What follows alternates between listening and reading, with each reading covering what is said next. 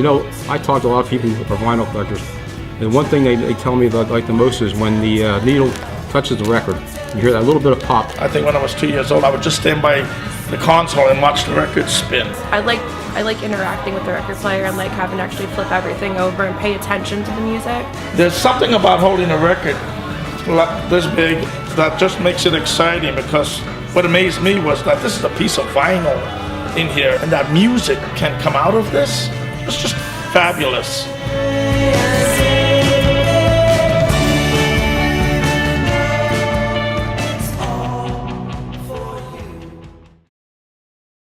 Well, let's start with the wax cylinder, right? The crudest one. You speak into a huge horn, and that funneled all those vibrations down to a little membrane that had a little needle on it, and it just wiggled a line on something soft. And then all you had to do was repeat the process in reverse, and it came out the horn. That process is exactly the same with LP today, in essence. And it's really quite an amazing thing that simple process gives us such extraordinary sound sometimes. These are my friends. They're called Gunk, from Philadelphia, but from here, sort of, originally. I'm Chris. I run Square of Opposition Records. I started it in the spring of 2001. This is the new record by my friend John. He's from here still. He lived in Caddy.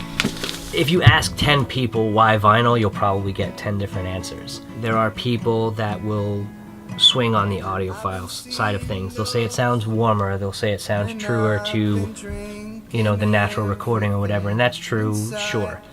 You probably don't have a record player that matters.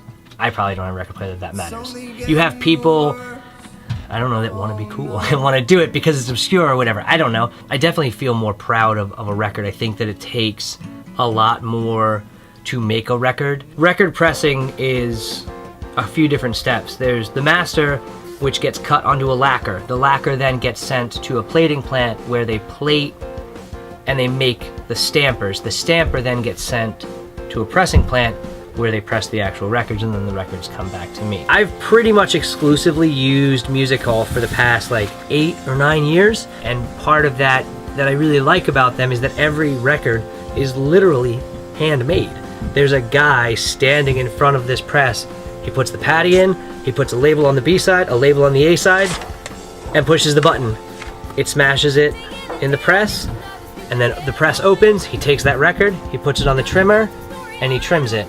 Puts it in a paper sleeve, puts it on the table behind him, moves on to the next record. Every single record is different. You buy a CD, and it's one of 1,000, or one of 10,000, or one of 1,000,000. All million look the exact same. It's a mathematical equation that the answer is the same to every time. I think that's part of the appeal as well, is just the personality. And that's probably why I don't like MP3s. Probably why I was glad when, vinyl came back and CDs sort of went away, is they don't have that personality.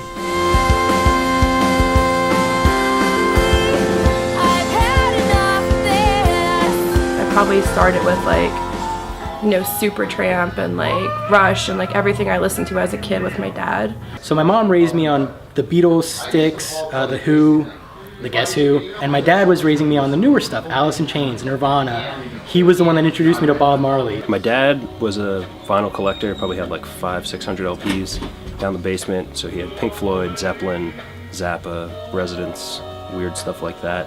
So I started listening to that at an early age. My favorite is the Beatles, and I like Led Zeppelin, Deep Purple, Black Sabbath. I like to think of listening to music as my own personal experience at home. This band's playing for me. Good sound is about creating and conveying the emotion of the artist, hearing the separation of instruments. I think ultimately there is a perfection out there of sound, and analog is approaching it from one side, and digital is approaching it from another side. I refuse to compress the crap out of my music. It needs to sound decent. I downloaded Arcade Fire's Funeral when it first came out, and I downloaded it at 64K, the lowest you possibly could. And when I first listened to it, I thought it was the worst music I've ever listened to, ever.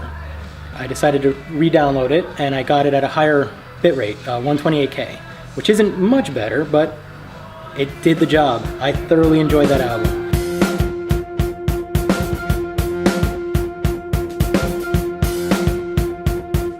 The quality of that music when it's converted into digital depends on how many bits per second you're using.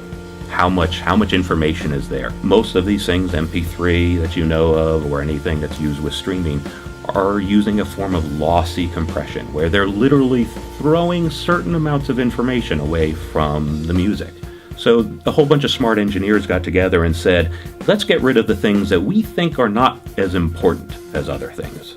So you can still hear the beat and you can still understand what they're saying and it doesn't sound distorted, but the air behind the music, the emotion behind the person's voice, all those are the things that a lossy compression algorithm will throw away.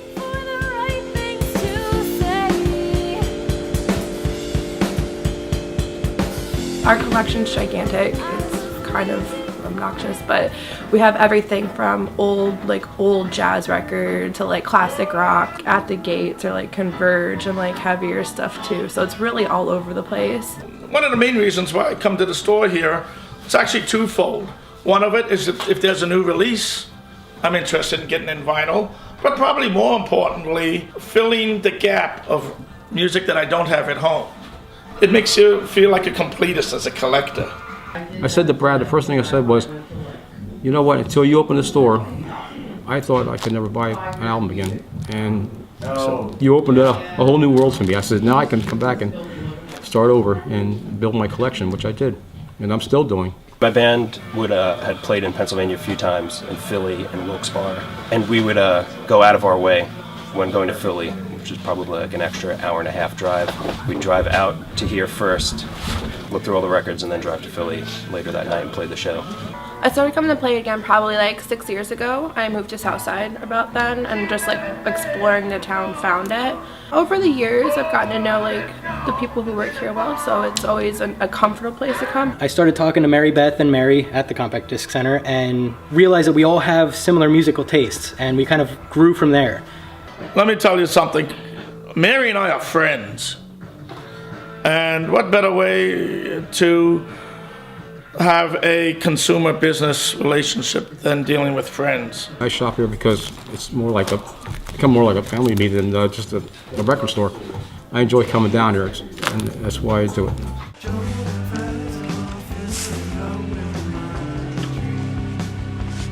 This is the 50-cent room at Double Decker. It's actually bigger than some stores. Basically anything that's a little off condition, old 45s, just in general worn albums that Jamie doesn't feel that meet the quality that he wants to have in the store, all come back here. This Ramones record, scratch here. I mean, I'm sure someone would probably put $8 to $10 on this somewhere else. With new stuff, I just grab whatever because that'll be fine. Especially with old stuff, the pricing usually depends on the condition of the record. You know, you're not going to pay $48 for something that's going to be useless when you go home and play it. What I do is I just take it and I let it come out my hand like this. With my fingers in the center of my palm resting it. I hold it up to the light and I'll look for scratches or any marks that might make the difference in playing. Then what I do is I'll flip it over. I never touch the record. I keep my hands away from that. You can see there's no gouge marks, no scratch marks. It has a nice reflective surface to the light, so you know it's rather clean. If a record is well worn, you'll actually see the reflection dull.